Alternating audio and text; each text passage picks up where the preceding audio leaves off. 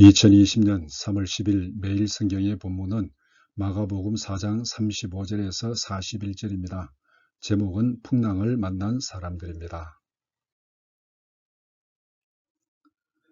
그날 저물 때에 제자들에게 이르시되 우리가 저편으로 건너가자 하시니 그들이 무리를 떠나 예수를 배에 계신 그대로 모시고 가매 다른 배들도 함께 하더니 큰 광풍이 일어나며 물결이 배에 부딪혀 들어와 배에 가득하게 되었더라.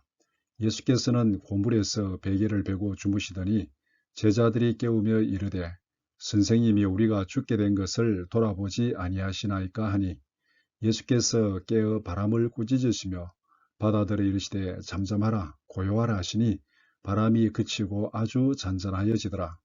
이에 제자들에게 이르시되 어찌하여 이렇게 무서워하느냐 너희가 어찌 믿음이 없느냐 하시니 그들이 심히 두려워하여 서로 말하되 그가 누구이기에 바람과 바다도 순종하는가 하였더라. 마가복음 4장 35절에서 41절의 내용은 이렇습니다. 예수님께서 하루 종일 무리들에게 천국 복음을 가르치셨습니다. 날이 저물 때 제자들과 함께 갈릴리 바다를 건너기 시작했습니다. 밤중에 바다 중간에서 큰 풍랑을 만났습니다.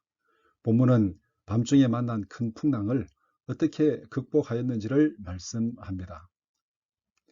본문의 사건에서 이런 질문이 생길 수 있습니다. 갈릴리 바다는 호수인데 배가 침몰할 정도로 큰 풍랑이 일어날 수 있는가? 갈릴리는 호수이지만 지형적인 이유로 간혹 큰 풍랑이 일어난다고 합니다. 갈릴리의 해수면은 지중해보다 200m나 낮다고 합니다. 북쪽의 고산지대에서 바람이 몰아치면 회오리 바람 현상이 일어난다고 합니다. 그래서 큰 풍랑이 일어난다고 합니다. 오늘 이 영상의 배경사진이 바로 갈릴리 호수를 찍은 것입니다. 예수님과 제자들이 바다 한가운데서 큰 풍랑을 만났습니다. 풍랑이 몰아칠 때 예수님은 무엇을 하고 계셨습니까? 38절에서 예수님은 고물에서 주무셨다고 말씀합니다. 이 상황에서 어떻게 예수님께서 주무실 수 있었을까요? 배에 물이 가득할 정도로 풍랑이 몰아치는데도 잠이 오겠습니까? 제자들이 아우성을 치면서 소란을 피우는데도 잠이 오겠습니까? 어쨌건 예수님은 풍랑 가운데서도 주무셨다고 말씀합니다. 예수님께서 주무셨다는 것은 어떤 의미가 있었겠습니까?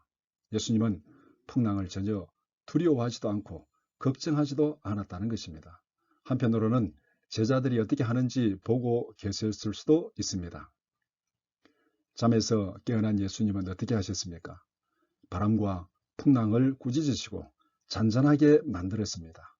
풍랑을 두려워하는 제자들도 믿음이 없다고 꾸짖으셨습니다. 풍랑이 몰아칠 때 제자들은 무엇을 하고 있었습니까? 제자들은 무서워서 어찌할 바를 몰랐습니다. 갈릴리 어부들이었지만 배를 전혀 통제할 수가 없었습니다. 소리를 치고 죽게 되었다고 난리를 피웠습니다. 주무시는 예수님을 흔들어 깨우면서 원망하고 불평합니다. 우리가 죽게 되었는데 어떻게 잠만 주무실 수 있습니까?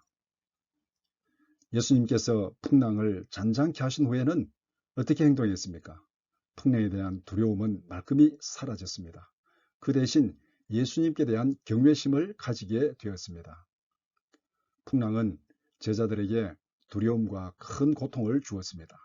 하지만 풍랑을 거치면서 제자들은 예수님의 능력을 깨닫게 되었습니다. 예수님은 병자를 고치시고 귀신을 쫓아내셨습니다. 뿐만 아니라 바람과 바다도 복종시키는 능력을 보여주셨습니다. 예수님과 함께 한다면 제자들은 세상의 그 어떤 것도 두려워할 필요가 없게 되었습니다. 우리에게 풍랑이 닥치면 어떻게 행동하겠습니까? 내가 타고 있는 배에 풍랑이 닥쳤습니다. 나의 가정에, 교회에, 직장에, 국가에 풍랑이 닥쳤습니다. 여러분은 어떻게 행동하실 것 같습니까? 예수님의 모습을 따라서 그렇게 행동하시겠습니까? 풍랑을 전혀 두려워하지 않았고 다른 사람들을 비난하지도 않았습니다. 오히려 풍랑을 해결하고 두려워하는 제자들을 안심시켜 주셨습니다. 아니면 제자들의 모습을 따라 행동하시겠습니까? 풍랑을 두려워하고 힘들다고 소리를 치며 난리를 피웠습니다. 그것도 모자라서 예수님을 비난하고 원망하고 달달 볶았습니다. 이 둘 중에 여러분들은 어느 쪽에 속한다고 생각하십니까? 고난과 풍랑 가운데서도 예수님을 닮아가도록 기도합시다. 지금 우리는 심각한 풍랑을 만났습니다. 다른 사람을 원망하고 비난한다고 해결될 문제는 아닙니다. 작은 힘이지만 풍랑을 해결하기 위해서 내가 할 수 있는 일이 무엇인지를 찾아봅시다.